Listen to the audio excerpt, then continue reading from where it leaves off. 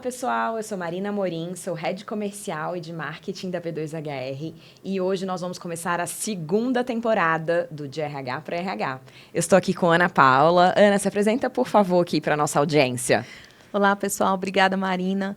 Eu sou Ana Paula, Head de Treinamento e Desenvolvimento da B2HR. É um prazer estar conversando com vocês sobre liderança. Ana já dando um spoiler do que a gente vai falar aqui. Bom, liderança é um assunto que nunca sai, né, de moda. Entra ano, sai ano, e as áreas de RH estão sempre ali colocando o desenvolvimento de lideranças como uma das top prioridades.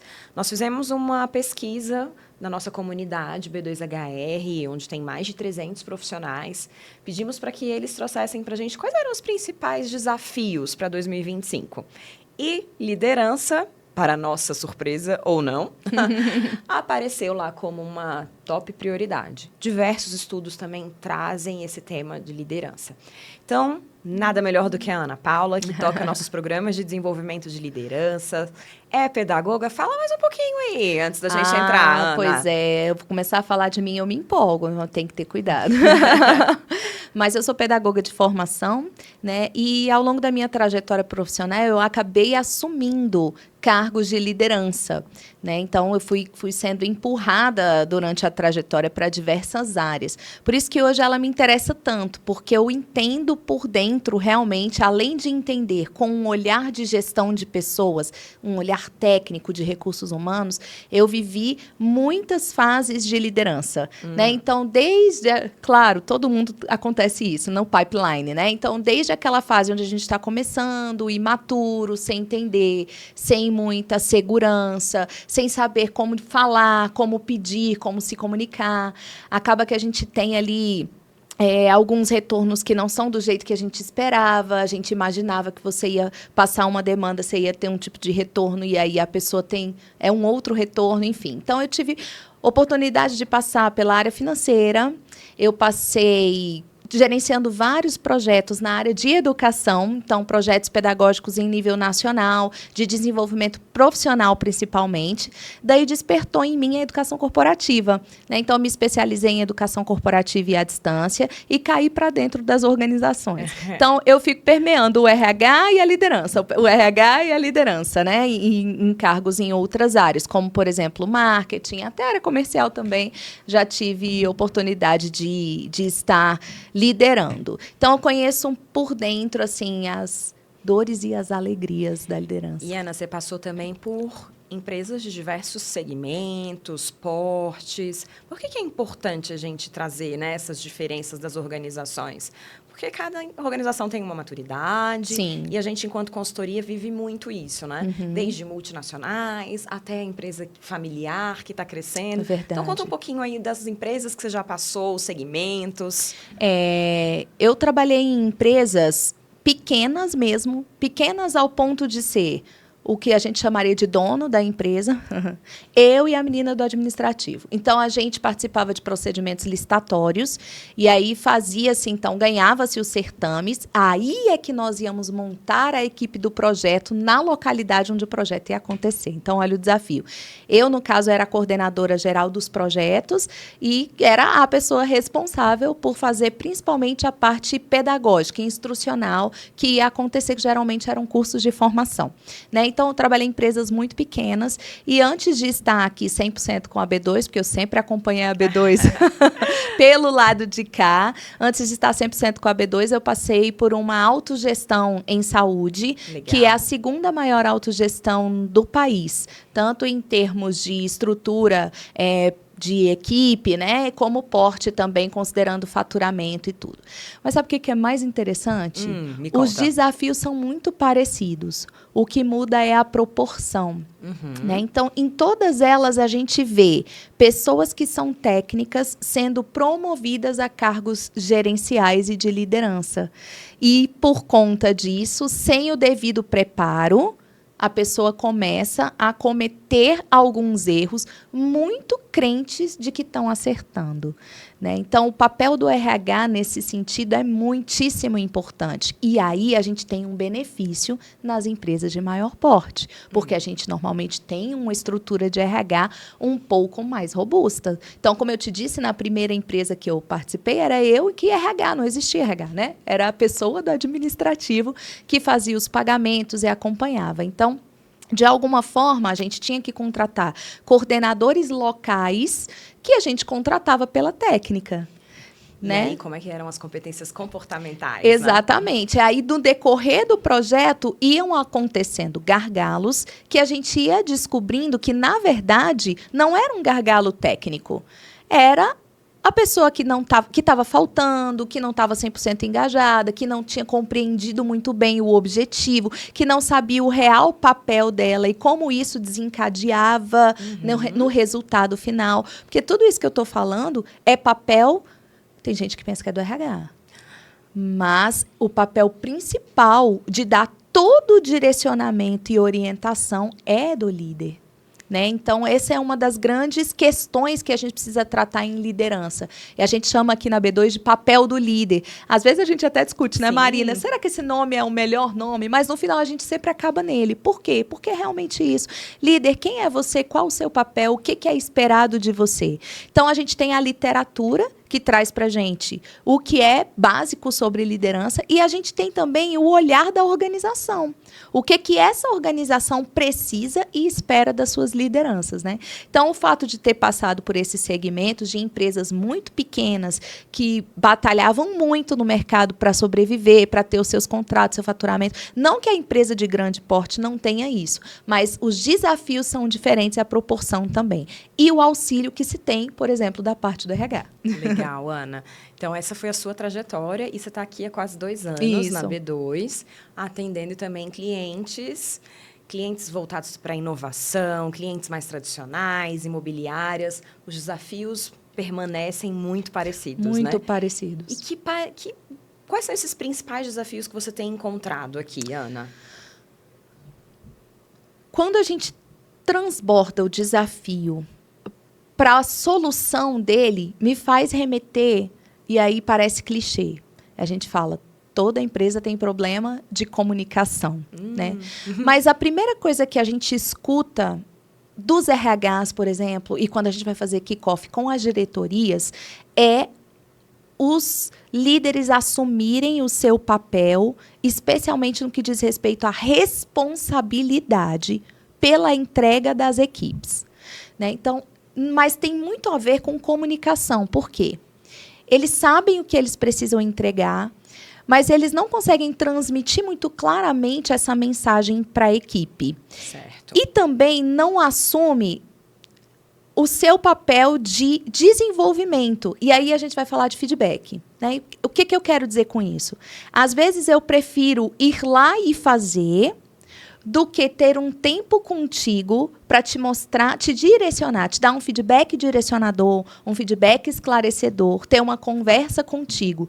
Porque, como eu sou técnico, que foi promovido à gestão, isso para mim é mais fácil do que te desenvolver. Vai gastar menos energia, talvez não menos tempo, mas menos energia. E aí a gente escuta dos RHs da diretoria, eles não assumem assim, né, que eles precisam desenvolver a equipe. Eles, às vezes, estão muito na operação, né? Não conseguem transmitir a mensagem que a gente quer transmitir para essas equipes. Então, os desafios, eles permeiam essas questões. E aí, a depender do nível de maturidade desse líder, as nossas interações com eles vão subindo de nível também, né? Então, a gente tem líderes que simplesmente não fazem absolutamente nada quando há um conflito. Então, a pessoa não entregou. Aí você pergunta, mas e aí? O que acontece quando a pessoa não entrega? Eu faço. Né? Então, a interação que nós temos enquanto consultoria, que é contratada para fazer um programa de desenvolvimento de lideranças, que depois eu quero uma oportunidade para a gente falar dele. Claro. Mas a interação que a gente vai ter com essa pessoa é diferente daquele que tá com um desafio de aumentar a sua meta, por exemplo. Já tem uma equipe bem constituída, já tem uma relação de confiança, mas precisa aumentar a produtividade, né? Então, os desafios são enormes, mas todos permeiam essa questão da comunicação, do alinhamento e do esclarecimento de papéis e responsabilidades. Muita clareza, clareza, clareza e mais clareza do que é esperado de cada um. E mais um pouquinho. Ana, ouvindo você falar, eu me lembrei muito de uma dor que vários RHs trazem para a gente, né? Que não é nem necessariamente de liderança, mas quando a gente fala de contratação, a gente contrata pelo técnico e demite pelo comportamental. E aí, esse erro, ele acaba se repetindo também quando a gente vai fazendo as promoções. A gente acaba promovendo pessoas que eram brilhantes nas suas áreas, que desempenhavam muito bem, e aí você perde um ótimo analista, um especialista, um técnico, e ganha um gestor ruim. Esse é um problema que eu tenho visto em vários clientes, né, ao longo aí dessa trajetória dentro da B2.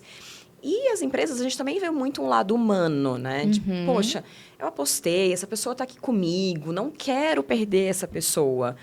O que você recomenda para esse tipo de situação? Essa pessoa, ele era um bom técnico, está numa posição de gestão, a empresa quer fazer uma mudança de comportamento. É possível?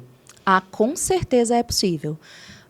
O que é a condição essencial, sine qua non, é a pessoa ter consciência em que nível ela está. Então, eu acredito que aí o RH tem um papel muito importante nas empresas que têm o privilégio de ter um RH estruturado. As que não têm, temos nós aqui. Nós estamos aqui para isso, né?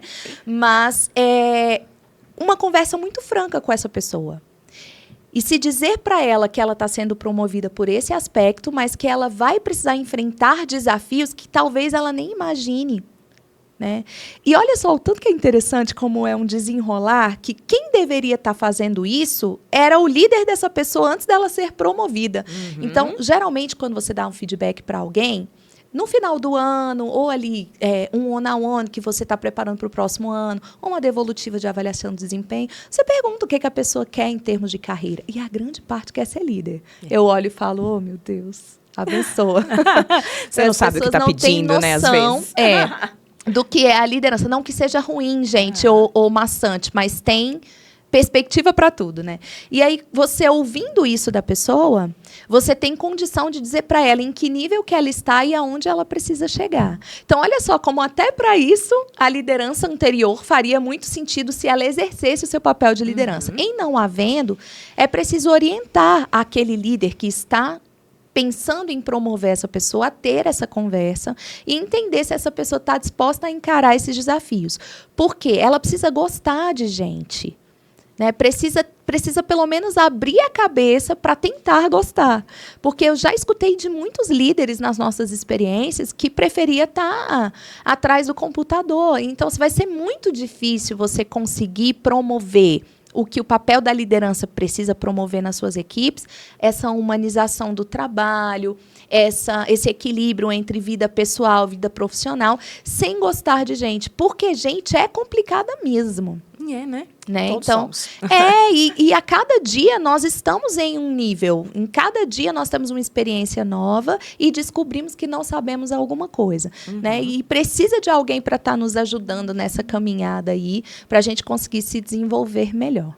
Legal, Ana. Você traz muito a questão da importância de ter essa conversa franca sempre. Estou entendendo que isso é uma questão básica, a ser aplicada sempre. Às vezes, quando a gente fala em RH, acaba criando uns aspectos meio subjetivos, né? Liderança, ela é algo que é nata, pode ser desenvolvido. O que forma um bom líder? E hoje a gente já sabe que esses aspectos, eles podem, inclusive, ser mensurados, né? A gente pode sair do campo do subjetivo e trazer dados precisos do que cada líder precisa desenvolver, né? Então, me conta um pouquinho, assim, de como que a gente pode trazer mais números nessa análise desse líder, do que cada um precisa desenvolver. Tem alguns processos de gestão de pessoa que já nos dão essa perspectiva. Por exemplo, pesquisas de clima. Eu não conheço até hoje, na minha trajetória em RH, nenhuma pesquisa que não tenha a dimensão liderança. Independentemente de você ter a dimensão liderança, quando você vai para outras dimensões que tratam, por exemplo, sobre o coleguismo, ou a camaradagem, ou o relacionamento interpessoal, aspectos de justiça, tudo isso tem a ver com o papel do líder, né? Então, quando a gente consegue fazer esse tipo de pesquisa, algum nível de diagnóstico, que vai depender de uma escuta, seja ela escrita, seja ela, né, ouvida. Quando você tem isso, estabelece isso, você vai ter muito, muito material na sua mão, né? Então, aqui na B2, por exemplo, quando o cliente está querendo uma solução para programa de liderança, a primeira que a gente propõe é o diagnóstico.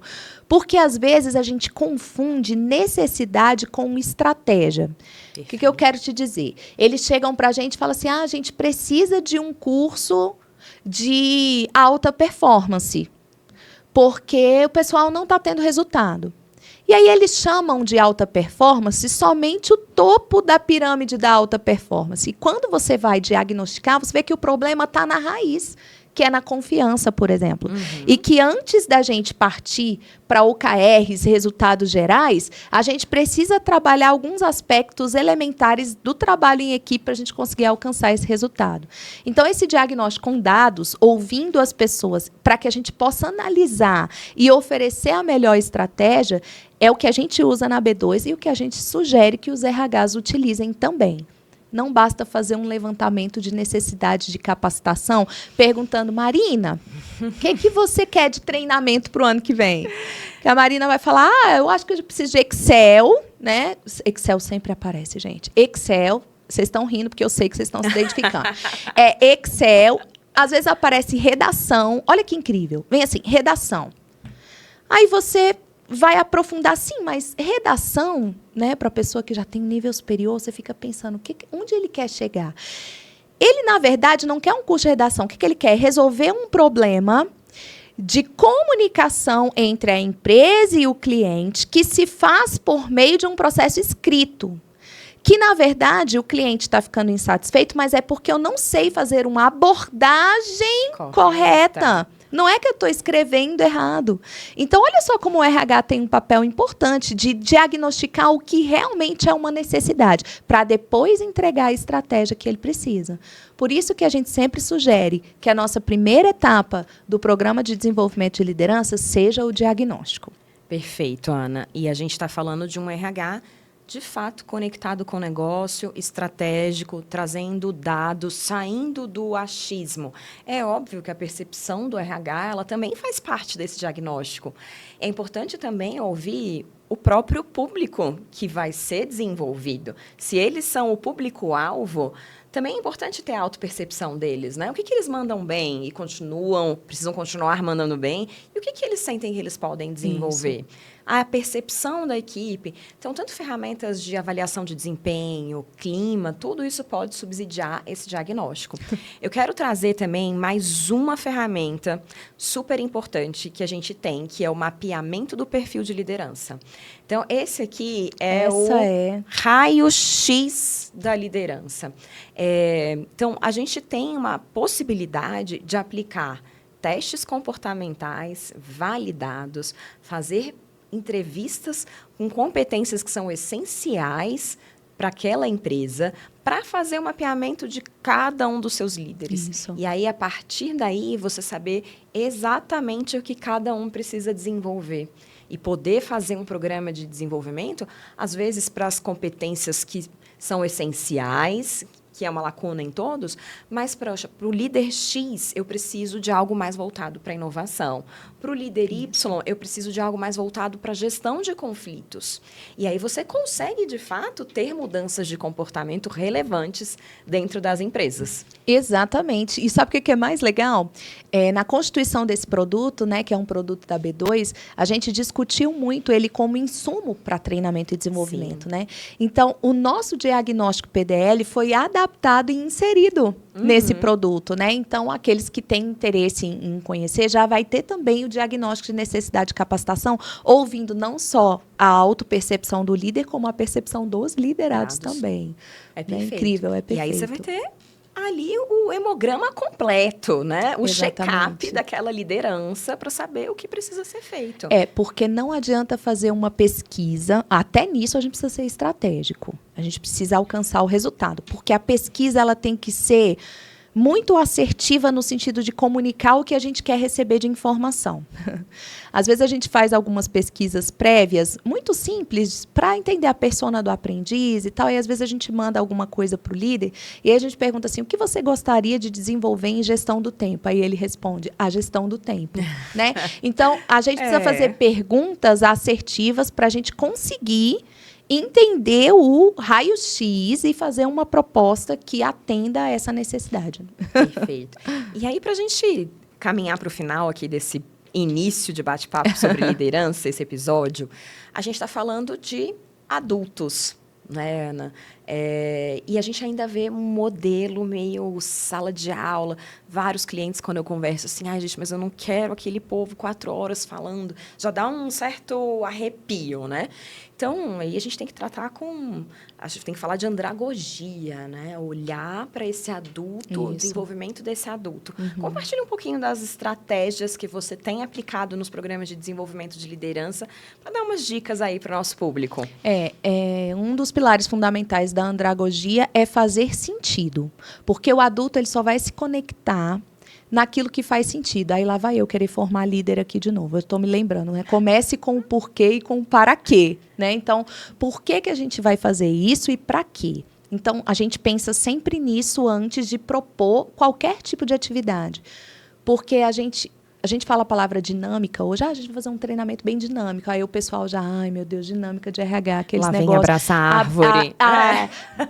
Furar balão e não sei o quê, e cordinha, né? Por quê? Porque talvez a gente não esteja conseguindo ser estratégico novamente e conectar isso com o sentido que vamos ter, né? Então, a gente tem procurado trabalhar com um equilíbrio entre conceitual, entre trocas entre eles, porque, por incrível que pareça, nas nossas avaliações de reação, se a gente pegar, pelo menos em 90% das vezes, a gente vai ter como ponto positivo a troca, porque líder não tem tempo.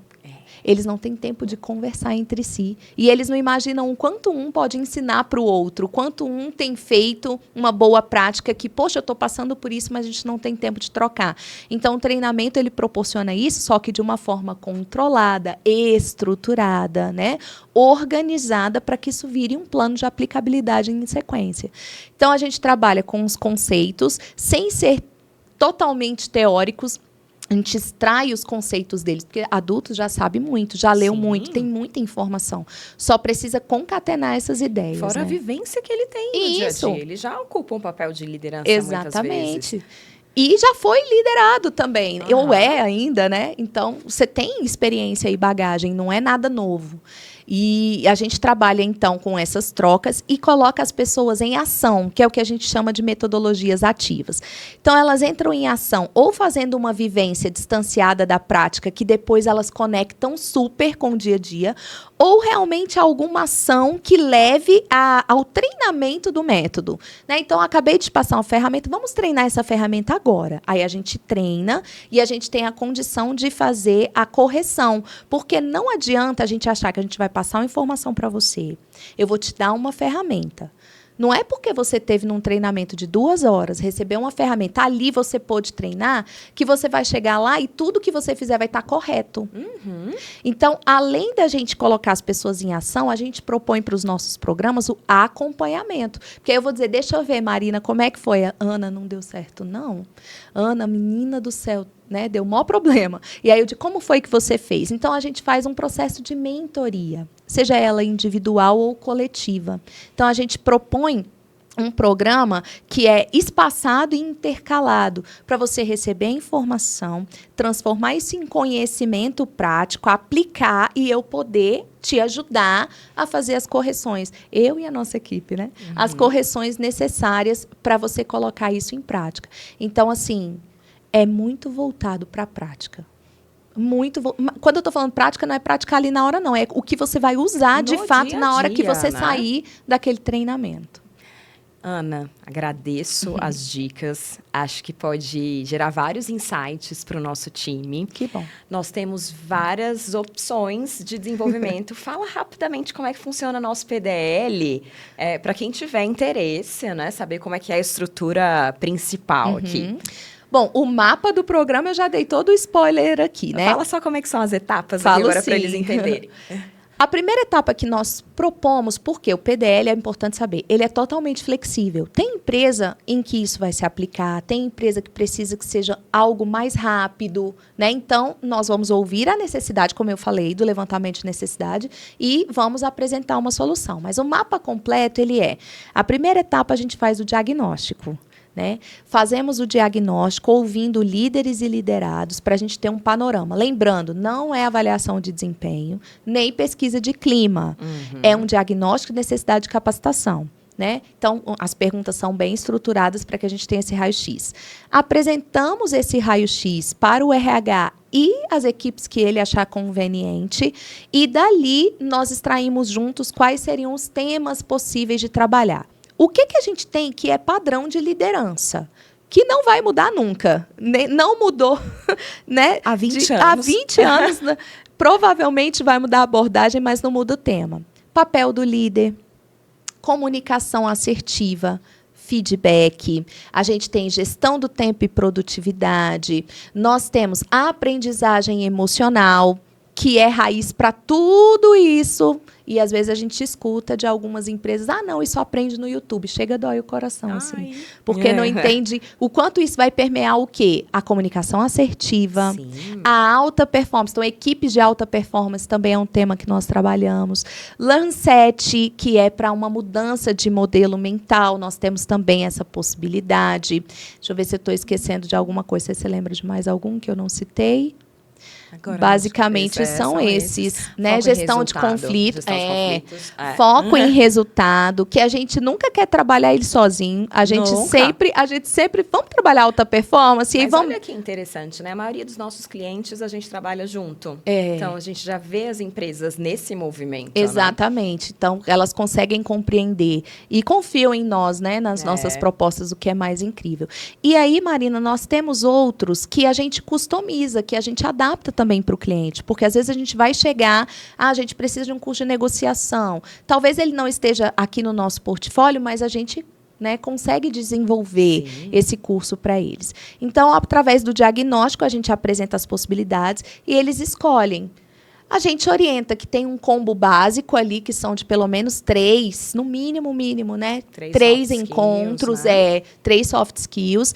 E eles fazem 5, 6, vai depender da disponibilidade de tempo e tudo. Então, escolhidos os temas, nós vamos trabalhar encontros presenciais ou online, mas é o que a gente está chamando ali de repertório de conteúdo. Então, é onde nós vamos trabalhar os conteúdos, os conceitos, fazer as atividades, fazer as interações.